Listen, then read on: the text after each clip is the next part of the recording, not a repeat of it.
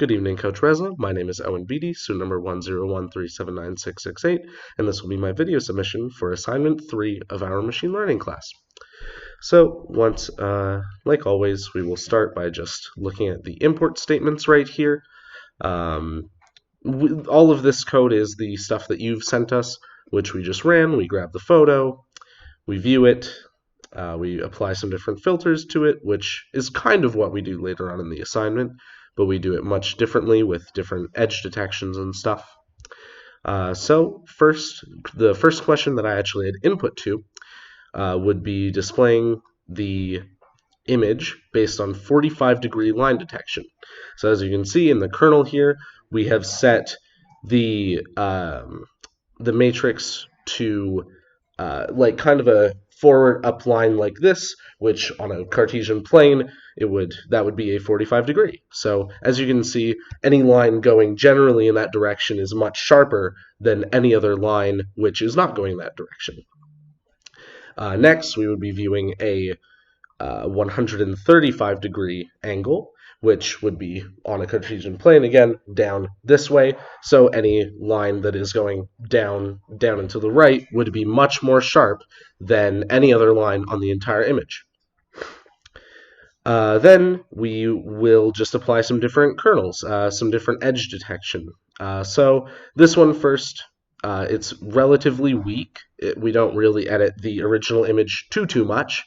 As you can see, it's kind of dull. The lines aren't nearly as lit up as we'll see in a moment. Here in the edge detection 2, we have a significantly sharper image because of the larger value that we are putting on those edges.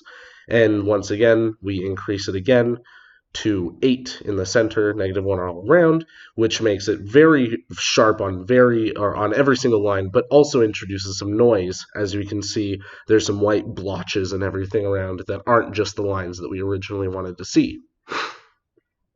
So then we move into the second part of the assignment with the different data set. So here we are. We're just making a Keras model, just like the previous 2 assignments. And then we are including a convolutional 2D max pooling, flatten, and 2 dense layers, which we will get into in a moment.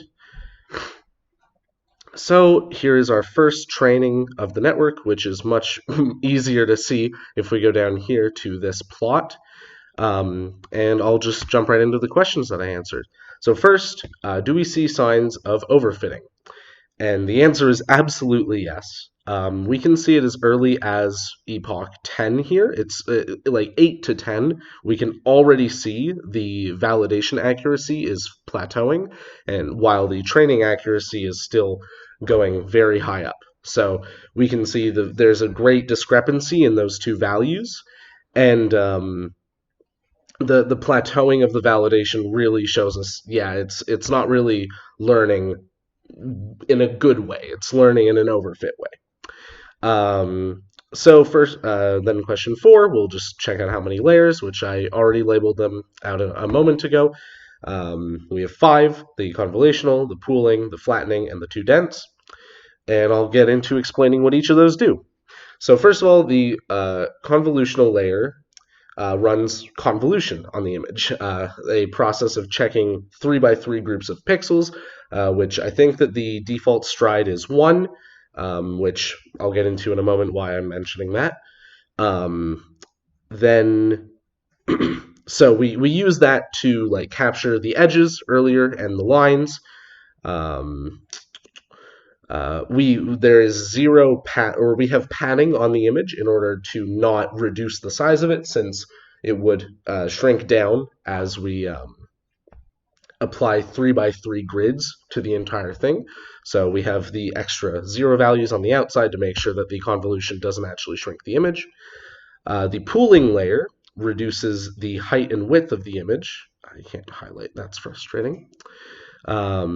Which would usually allow for more convolution in a future layer, but we only have the 1 layer of convolution in this one, so the pooling layer just really, I think it keeps the image the same size in order for the vectorization in the second, which we see in the flatten layer, which turns the entire image, all of the 2D vectors and 2D arrays, into one-dimensional vector, which the dense layers, which the last two layers of the dense layers, are then able to actually use that data to discern what an image is.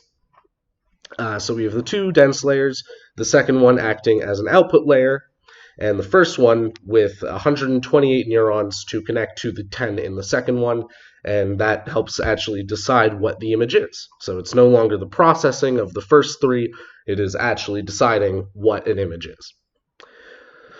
So next we can add another convolution layer, and I only added one because the epoch time on this, that's actually why I'm in Visual Studio Code, is because on Google Colab, the epoch and running time was getting into the multiple hours, so I decided to use my own machine's resources as opposed to Google Colab.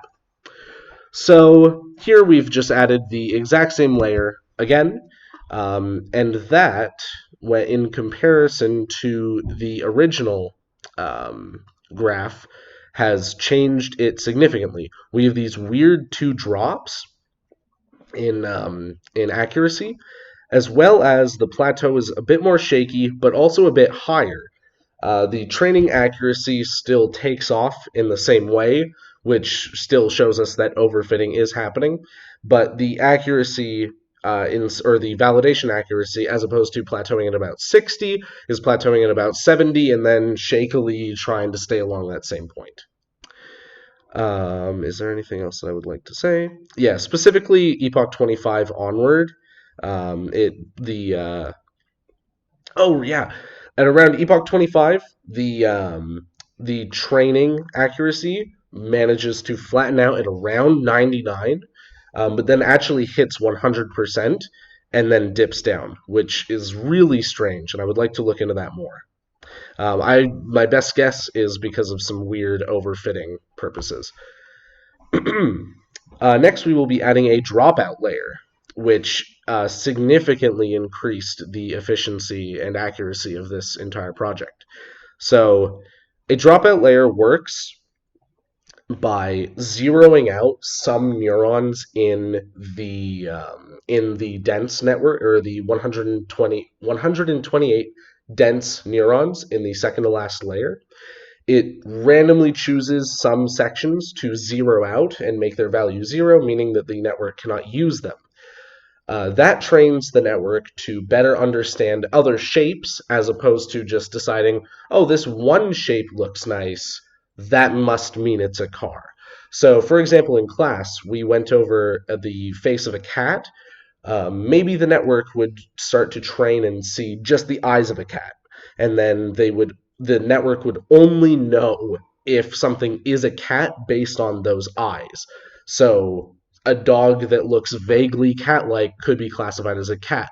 So the dropout layer will zero out some randomly. It would eventually zero out those layers, and the network would have to learn, oh, okay, pointy ears would mean that something is a cat, or the mouth shape and the nose shape and the whiskers. So it really helps to reduce overfitting, and we can see that by it flattens out. It doesn't nearly go as like exponentially high as it was before. Now it's much flatter, much more gradual of an increase, and the accuracy stays steadily over 70% the whole time. Question 10, the last one. I decided, because of the epoch running time and everything like that, and because I was pretty happy with the accuracy of these dropout layers, I decided to, instead of add more layers, I decided to reduce the capabilities of the first layers to see how truly, like how much the aspects of the layers actually change the outcome. So as opposed to 32 filters, I chose the convolutional to go to 16. We also reduced we also increased the strides to be going by 2 pixels as opposed to 1. And the second to last layer, I reduced from 128 neurons down to 32. So this is a significantly faster and less accurate version of the original code.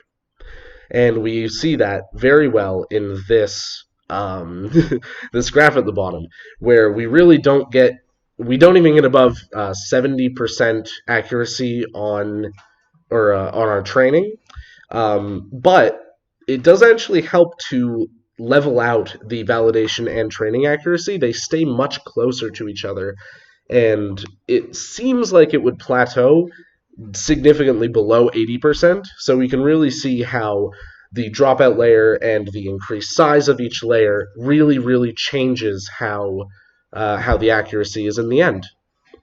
So that would be all. Thank you very much. This assignment was interesting, and I really like seeing all the different ways that we can edit these networks to get different results.